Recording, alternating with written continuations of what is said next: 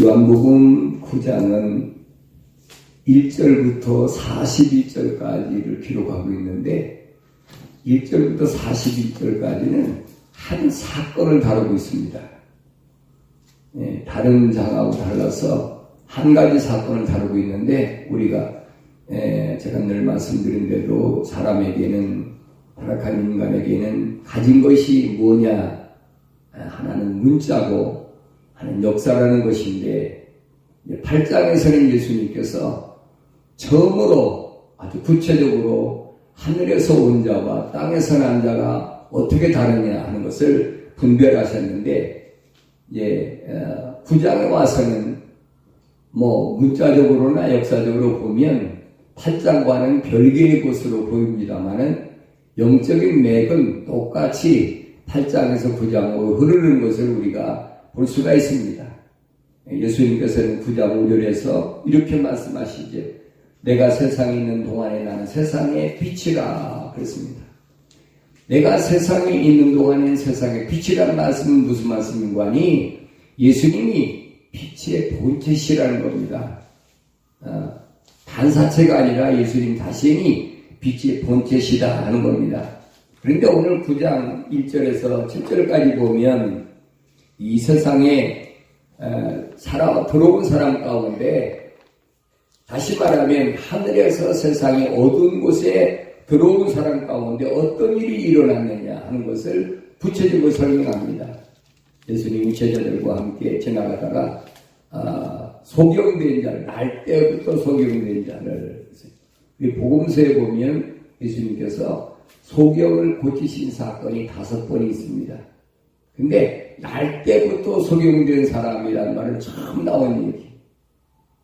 그런데 오늘 본문에 보니까 그랬습니다. 제자들이 묻습니다. 선생님, 이 사람이 소경으로 태어난 것은 누구의 죄 때문입니까?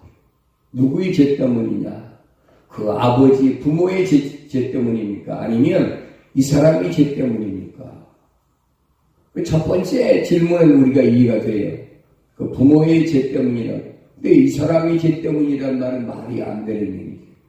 이 사람이 세상에 태어나지도 않았는데 무슨 소경으로 태어났겠습니까?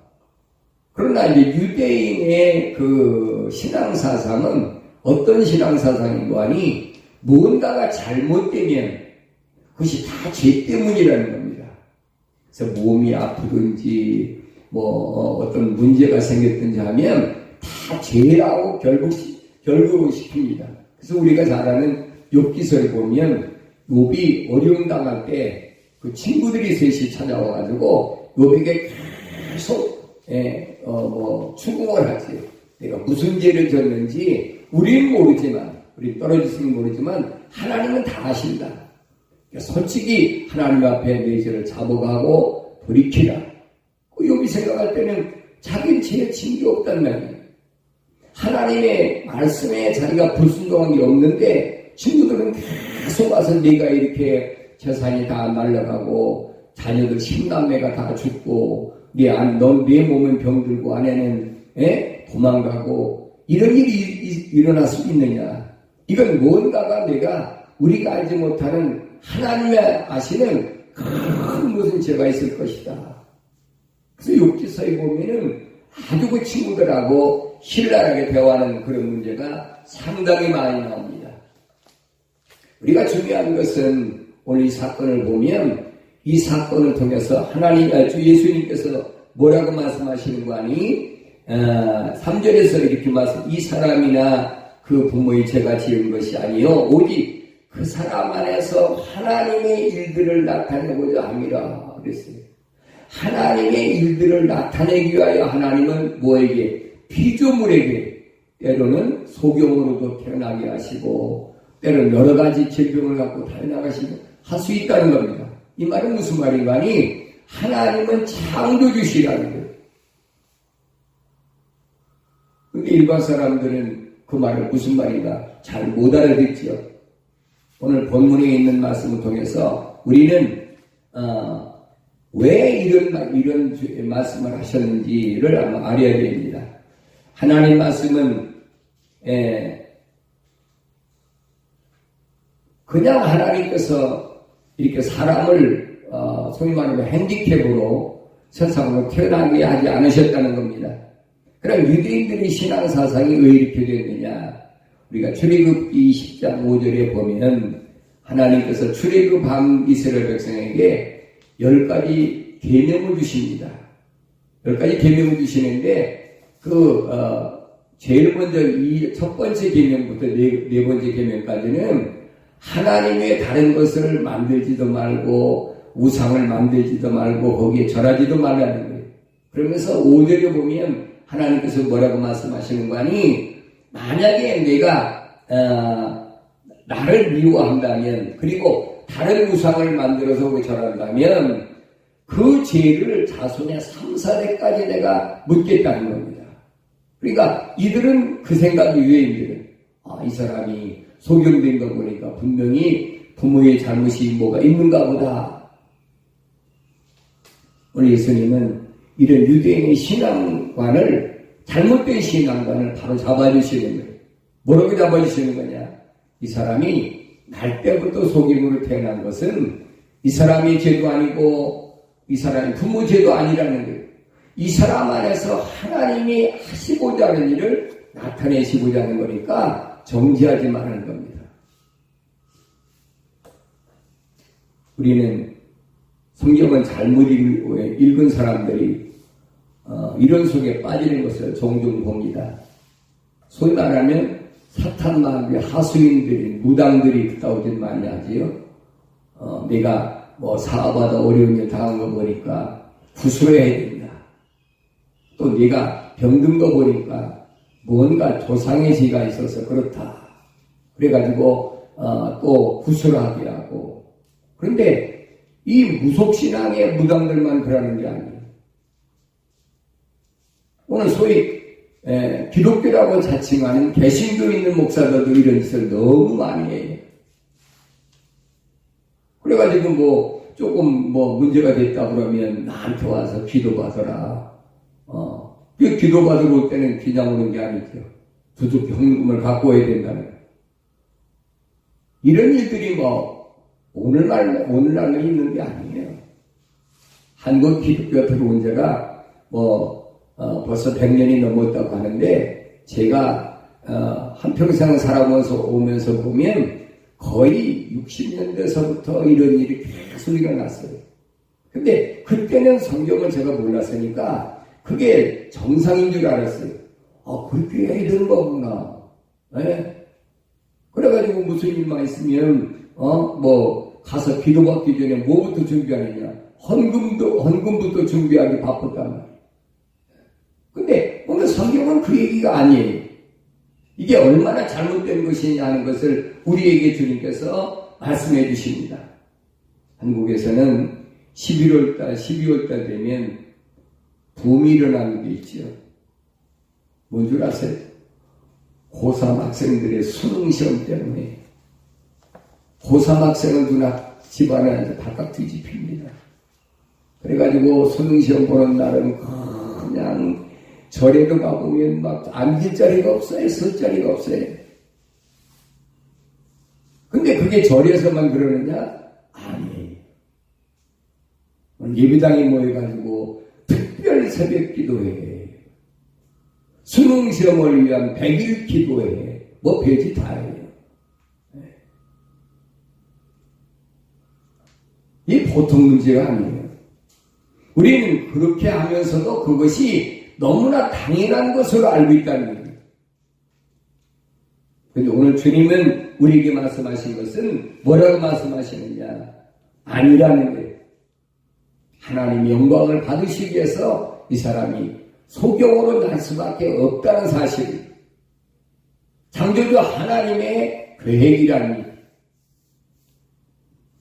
우리가 신앙생활하면서 성경을 올바로 읽지 않으면 이런 것들에게 현혹되고 미혹돼서 엄청난 어려움을 당한다는 사실을 알아야 됩니다.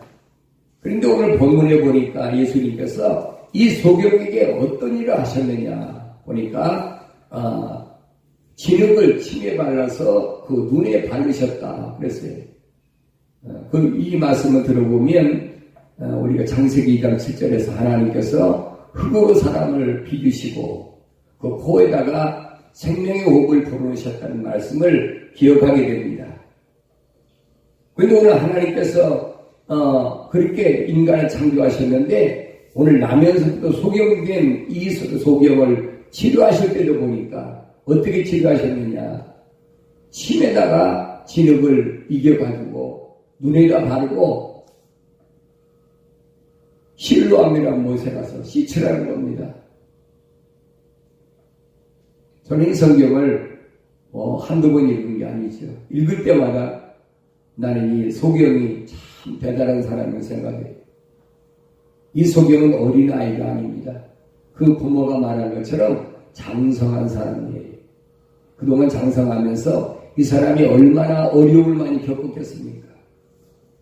그런데 어떤 날 누가 와서 자기를 불러 세우더니 눈에다가 무슨 진흙을 바르면서 뭐라고 하니 실로암 못에 씻으라는 거예요. 그럼 따라가겠습니까? 좀 생각해보세요. 나라면 누가 내가 그런 핸디캡을 갖고 있는데 누가 나한테 그런 저기를 했다면 내가 거기 따라갔을까? 물론 남에서부터 소경된 사람이니까 뭐라도 해서 눈을 뜰 수 있다면 간절한 소원이 있겠지만 주님의 이 명령에 이 소경은 아무 저항 없이 그대로 순종했다는 대목을 우리가 주의 깊게 보여야 된다는 겁니다. 그 당시에 소경이 이 사람만 있겠습니까? 많은 소경이 있었어요. 그런데 특별히 이 사람을 예수님께서 말씀하신 것은 하나님의 영광을 나타내기 위하여 하나님의 뜻을 드러내기 위하여 이 사람에게 지금 베푸신 것을 말씀하고 있는 것을 우리가 볼 수가 있습니다. 사도행전 17장에 보면 바울과 실라가 나옵니다. 바울과 실라가 전도여행을 떠나는데 그가 이제 빌보라는 곳에 가서 복음을 전합니다.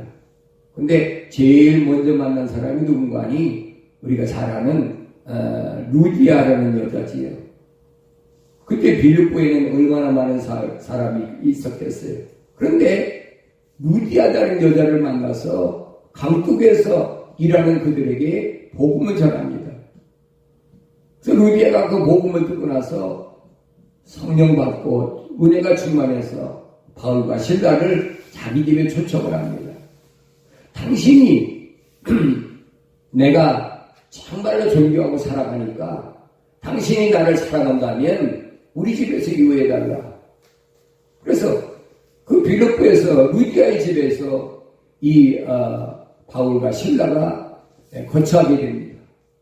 그러면서 낮에는 복음을 전하러 다니는데 그 바울과 실라를 따라다니는 소녀가 하나 있었어요.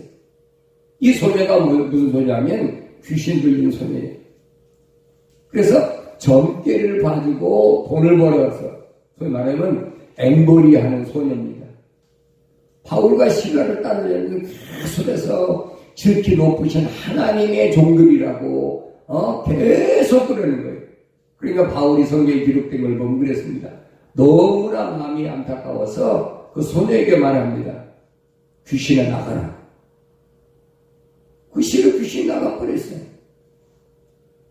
그러니까 이 소녀가 점치고 앵벌이함으로 돈벌이 하던 사람이 이제 수입이 없어져 버린 거예요.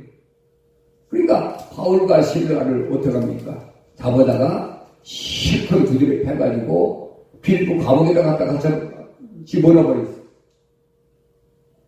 바울과 실라는 잘못한 게 뭐가 있나? 복음 전한 거, 불쌍한 앵벌이 소녀 귀신 내쫓은 것밖에 없는데 그 대가를 실컷 얻어맞고 빌립보 감옥에 갇혔는데 사도행전 16장의 사건이 그겁니다. 성경에 기록된 걸 보면 바울과 실라가 얻어터지고 한탄하고 하나님 앞에 자기를 억울함을 하소연한 것이 아니라 뭐라고 그랬느냐? 하나님을 찬양했다고 했어요. 하나님을 기뻐 찬양을 했다. 우리는 복음을 전하면 다른 사람한테 칭찬받고 존경받고 대우받고 그렇게 생각하고 있어요.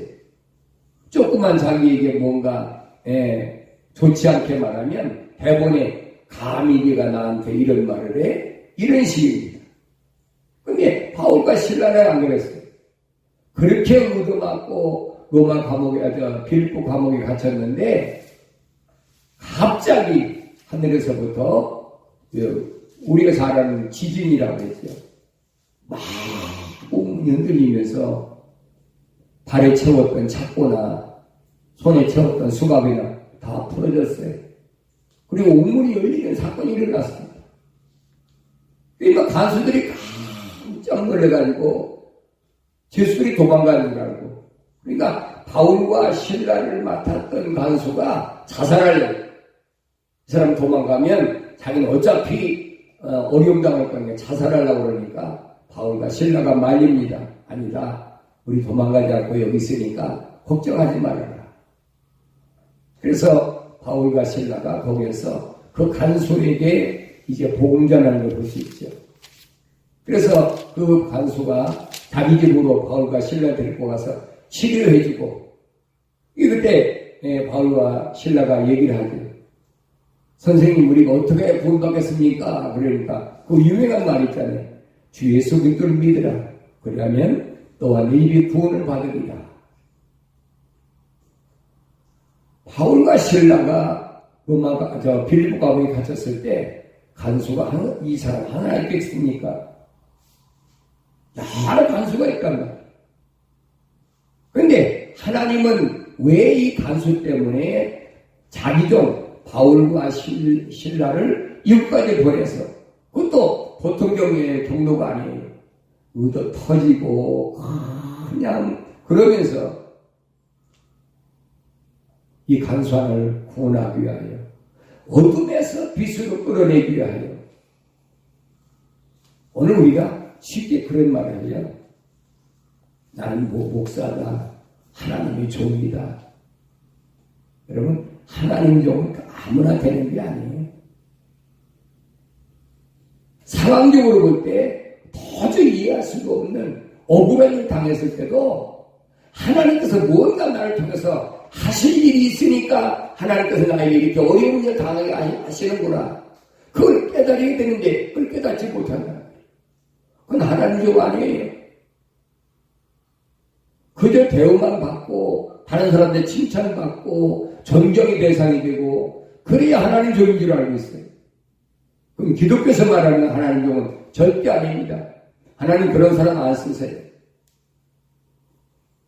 하늘을 떠나 세상에 들어온 자기 사람을 구원하기 위하여 하나님은 자기가 쓰시는 종이 아무리 어려움 당해도 그 한 생명의 천하보다 귀하기 때문에 그 어둠에 있는 그 영혼을 구원하기 위한 하나님의 방법 속에는 여러 가지 일들이 있어요.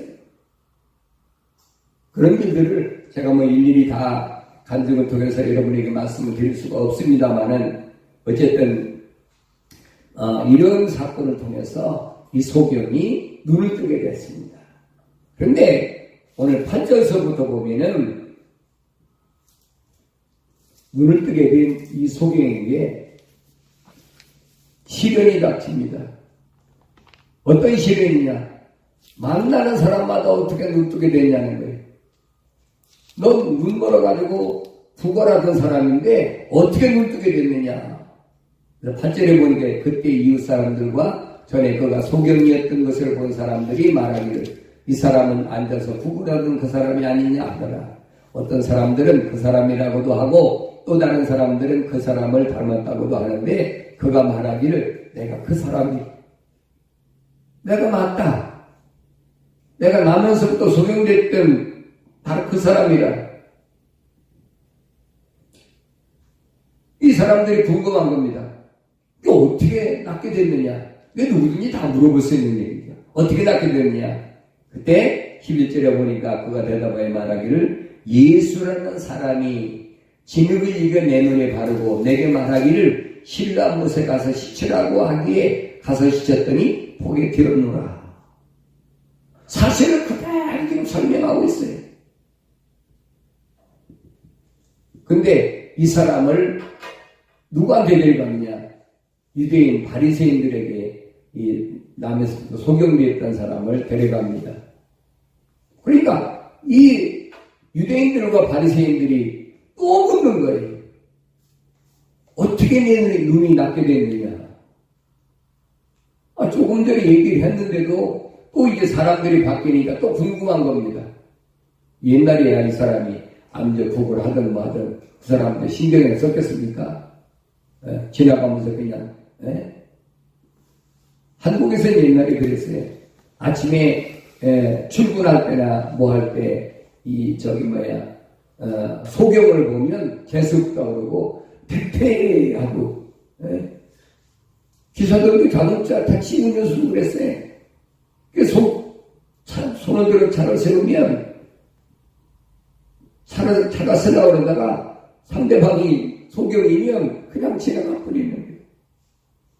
그건 내 얘기가 아니에요. 제가 80년대 초에 여러분이 잘 아는 그 이용복이라는 가수가 있지. 그 소경된 사람, 그 사람 나면서 소경된 사람이 아니에요.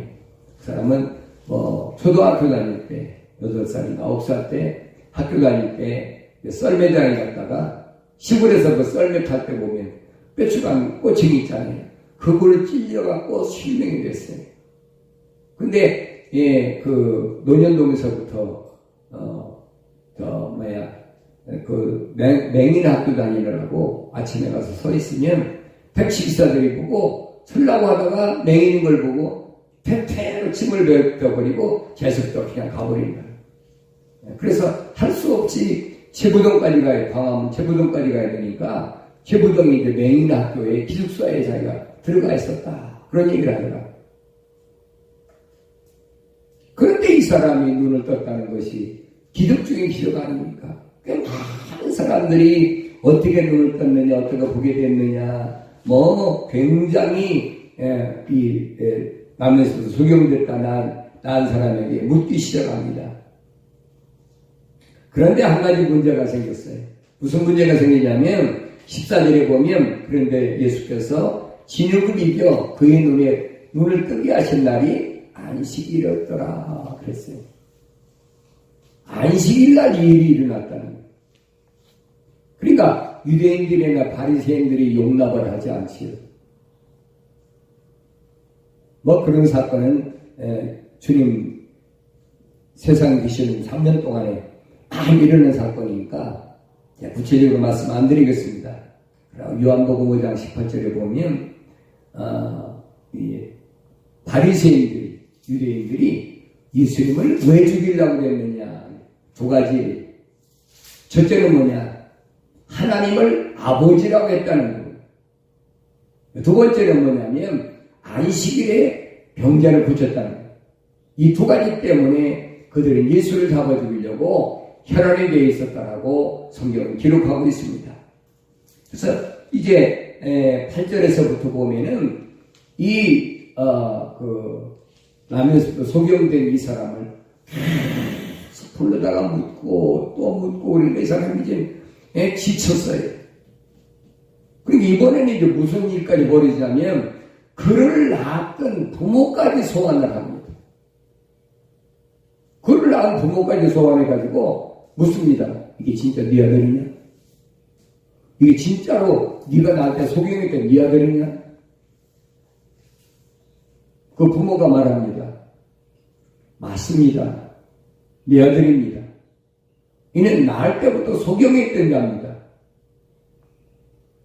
그리고 확인했으면 되는데 또 물어요. 그러면 어떻게 낳았느냐는 거예요.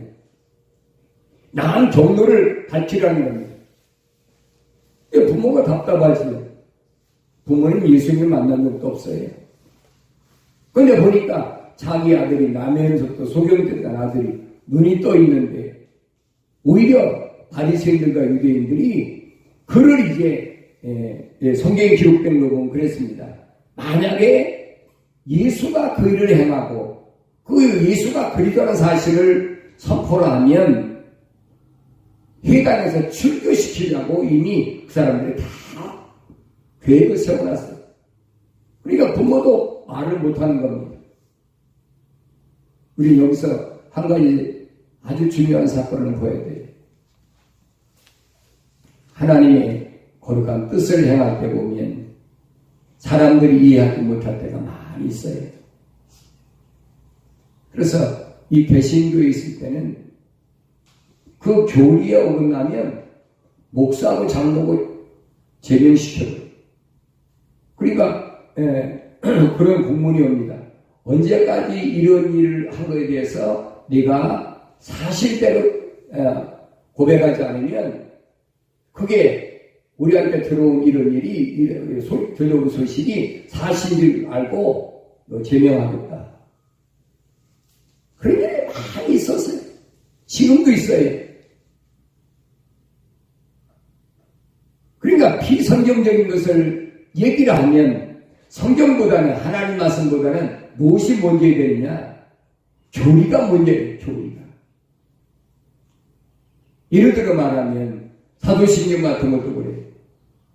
사도신경도 옛날에는 안 하면 한국에서는 뭐냐? 그것은 이단이라 뭐라고 그랬어요. 예를 들 때 사도신경 안 한다 그러면 그건 이단이다. 그건 이단이라고 바라보는 시각이 어디냐? 캐톨릭에서 바라보는 시각이에요. 그런데 어떻게 그런 짓을 하냐? 이제 세월이 많이 지났으니까 여러 교회 목사님들이 이건 잘못됐구나. 이건 기독교가 아니구나. 하고 이제는 사도신경을 아는 교회들이 오히려 더 많다고 그럽니다. 오늘 유대인들과 이 소경되었다, 고침을 받은 사람과 아주 신랄한 그런 그 내용들이 이제 28절부터 보면 쭉 나옵니다. 그런데 24절에서 유대인들이 소경에 있던 사람들에게 소경이었던 그 사람을 불러서 그 사람의 말하기를 하나님께 영광을 돌리라 그러면서 우리는 이 사람이 죄인인 줄 아노라. 예수님이 죄인이라는 거예요. 이 정죄를 어디다 기준에 맞췄냐면 안식일의 기준에 맞췄습니다. 그러니까 이 사람이 죄인인데 이 소경한테 더 이상은 그런 말을 하지 말라는 거예요. 그러니까 이 소경이 하는 말이고 그거 대답해 말하길 나는 그가 죄인인지 아닌지 모르지만 내가 한 가지 아는 것은 내가 전에는 소경이었다가 지금 본다는 것이다. 확실하게 얘기를 해요. 그래서 이 유대인들하고 이 소경이었다 난 사람하고 계속 이제 그 말다툼이 일어나는 것을 이제 우리가 볼 수 있습니다. 중요한 것은 이 소경이었던 난 사람이 31절에 보니까 이렇게 얘기합니다. 이제 우리가 아는 것은 하나님께서는 죄인들을 듣지 않으시나 누구든지 하나님을 경배하고 그분의 뜻을 행하면 하나님께서 그를 들으신다는 것이라. 세상이 시작된 일에 누군가가 소경으로 난 사람을 눈에 뜨게 하셨다는 것을 보지 못하였으니 아니 이 사람이 하나님께로부터 오지 않았다면 그는 아무것도 할 수 없었으리라고 하더라. 이 결론을 지었어요. 반박하는 결론입니다. 이 사람은 자기가 유대인들에게 어떤 고초나 어려움을 치르더라도 사실적인 것을 사실적으로 지금 증명하는 겁니다. 그러니까 34절에 보니까 그들이 대답하여 그에게 말하기를 내가 전적으로 죄들 가운데 태어나서 우리를 가르치려고 하느냐 하며 그를 쫓아내더라. 결국 내쫓김 받았어요. 그때 예수님께서 이 사람을 찾아가서 만나십니다. 후반부에 나오는데 예수님 만나셔서 하시는 말씀이 뭐라고 하시느냐 36절 보니까 그가 누구시냐 35절에 보니까 예수께서 유대인들이 그를 쫓아내었다는 말을 듣고 난 후 그를 만나서 말씀하시길 너는 하나님의 아들을 믿느냐고 하시니 그랬어요. 하나님의 아들을 믿느냐 상당히 중요한 얘기입니다. 하나님의 아들을 믿느냐? 우리 킹잼 성경을 가지고 있으니까 당연한 것으로 보는데, 개역 성경에는 그렇게 안 되어 있어요. 뭐라고 되어 있느냐? 인자를 믿느냐.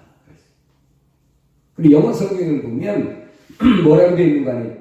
Son of the God 그랬는데 거기서 Son of the Man으로 바꿔버렸어요. 사람의 아들을 믿느냐는 거예요. 하나님의 아들을 믿느냐, 사람의 아들을 믿느냐. 아주 중요한 얘기예요. 구원은 하나님의 아들을 믿음으로 오는 것이지 사람의 아들을 믿음으로 오는 것이 아니에요. 그렇게 아주 교묘하게 바꿔나갔어요. 우리가 읽을 때는 그 말이 그 말이겠지 생각하겠지만은 영어 성경을 보면 하나님과 인간을 정반대를 갖다 적어놨습니다. 예수님이 무엇이냐? 내가 하나님의 아들을 믿느냐? 내가 믿고자 하나이다. 그가 묻습니다. 그가 누구시나이다. 주여 내가 그를 믿고자 하나이다는 예수님께서 하신 말씀이 내가 그를 보았거니와 너 말하고 있는 이가 그니라. 그때 그가 말씀드릴 주여 내가 믿나이다라고 주께 경배하더라. 우리는 기독교의 구원이 어디서 오느냐? 하나님의 아들을 믿으며 오는 것이지 사람의 아들을 믿으며 오는 것이 아니에요. 근데 교묘하게 그렇게 바꿔놔가지고 혼란스럽게 만들어놨어요. 근데 거기 한 군데만 그런 것이 아닙니다. 상당히 많은 부분을 바꿔놔버렸어요. 다시 말하면 신앙의 고백을 할 때 내가 하나님의 아들을 믿나이다라는 고백을 바꿔놓은 것이 상당히 많이 있어요. 제가 알기로는 거의 신약 성경에만 한 5군데나 되어 있습니다. 우리가 잘 아는 빌립이 이제 복음을 전하지요. 누구한테 전합니까? 사도행전 8장 37절에 보면 에디오피아의 내시에게 복음을 전합니다. 그때 그 내시가 빌립으로부터 복음을 듣고 뭘 받습니까? 침례를 받지요. 침례를 받기 전에 빌립이 묻습니다. 빌립이 말하기를 만일 당신이 마음을 다하여 믿으면 합당하니라고 하니 그가 대답하여 말하기를 나는 예수 그리스도가 하나님의 아들이신 것을 믿나이다 그랬어요. 예수 그리스도가 하나님의 아들임을 믿는다고 하니까 빌립이 그에게 침례를 줬는데 성경에는 몽땅 개역 성경에는 이 구절을 빼버렸어요.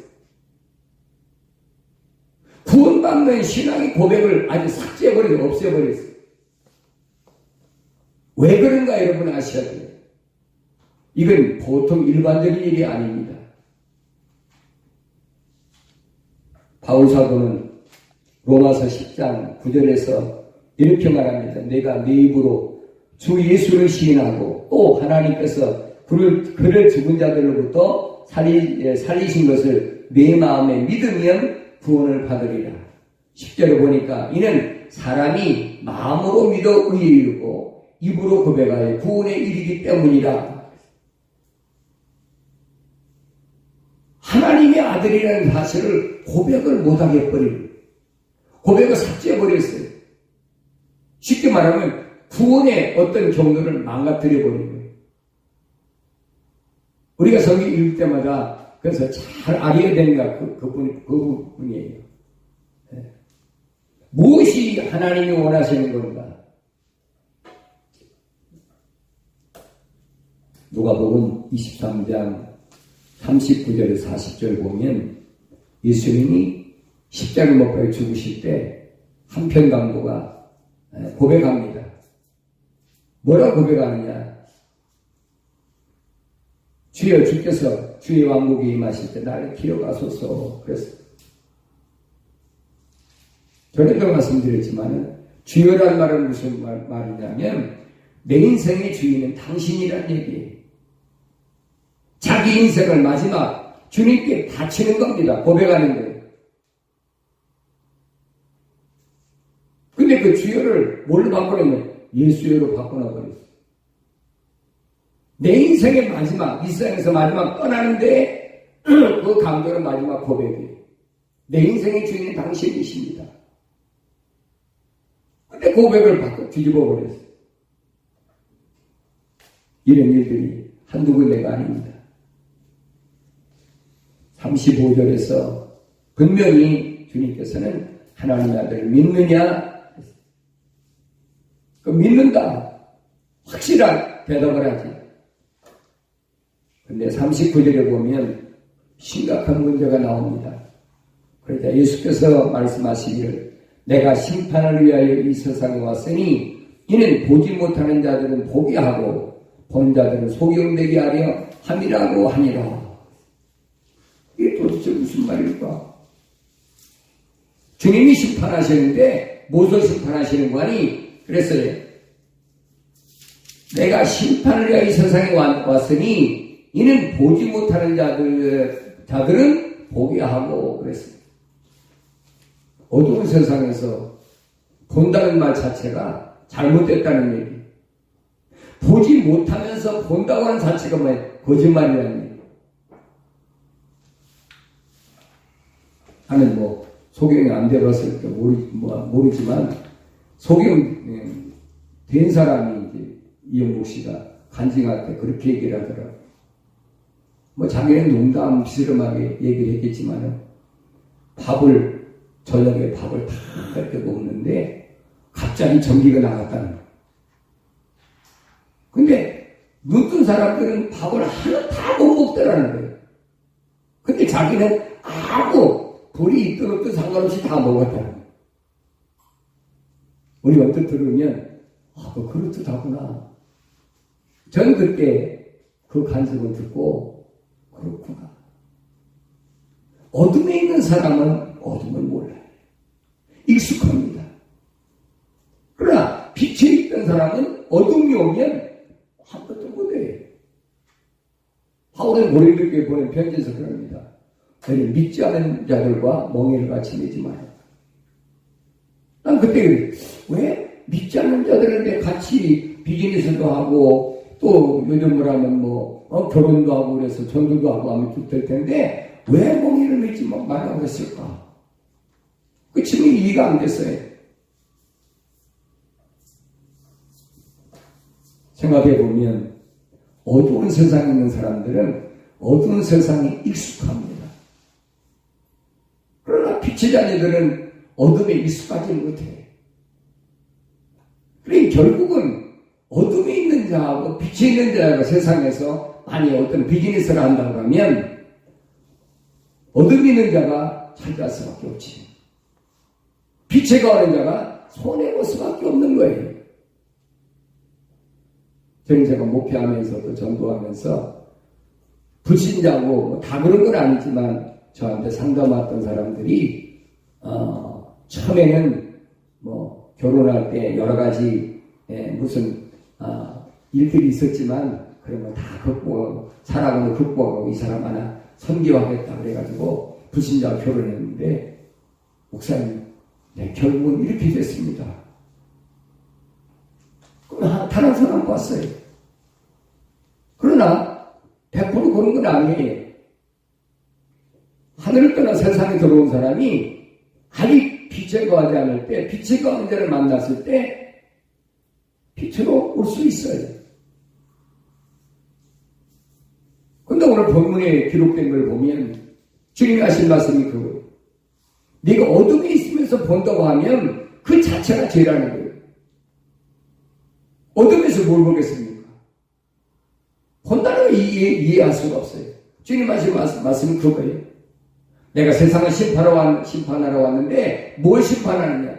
어둠에 있으면서 세상을 본다고 하면 그건 거짓말이에요. 나는 심판하겠다는 거예요. 그러면서 뭐라고 다 말씀하는 거예요. 그럽니다. 이는 보지 못하는 자들은 보게 하고 보는 자들은 소경되게 하려 합니다. 무슨 말이냐면 세상을 본다고 하는 사람들은 그건 소경을 못 본다는 얘기예요. 여러분, 우리가 성경을 읽어도 아무나 다 하는 게 아니에요. 어떤 사람은 성경을 몇십도 가고 한 사람도 많이 있어요. 근데 하나님 말씀을 잘 몰라요. 왜 그러냐면 되게 제가 들어보면 그 사람들은 다독을 합니다. 속독법으로 다독을 합니다.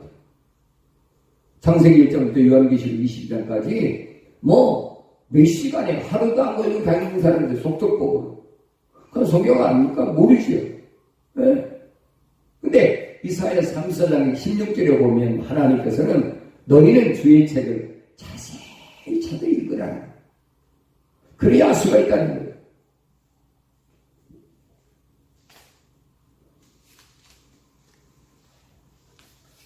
내가 어둠에 거하면서 본다고 하면 그것처럼 잘못된 것이 없다는 겁니다.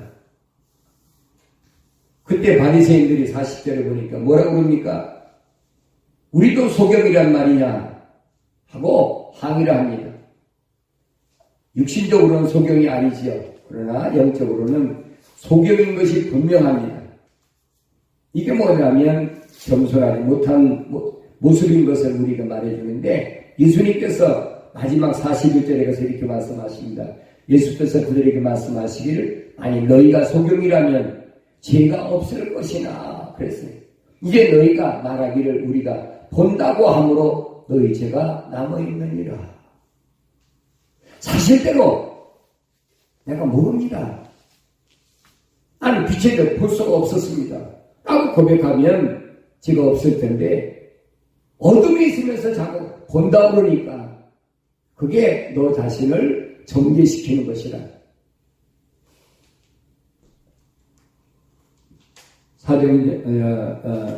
요한복음 9장 1절부터 41절까지 기록된 말씀은 8장과 연계된 말씀이라는 사실을 우리가 잘 기억하시고 나는 과연 주님 앞에 내가 보지 못하는 것을 본다고 한 적이 있나? 아니면 보지 못하는 것을 솔직하게 보지 못한다라고 주님 앞에 고백하고 내가 이 소경처럼 내가 뜨기를 원합니다라고 고백하는 사람이 되어야 되나? 기독교 신앙은 바로 그겁니다. 내가 보지 못하는 것은 보지 못한다라고 솔직하게 겸손하게 해야 되는데 그렇지 못할 때가 많이 있다는 사실을 오늘 본문이 우리에게 교훈하고 있습니다.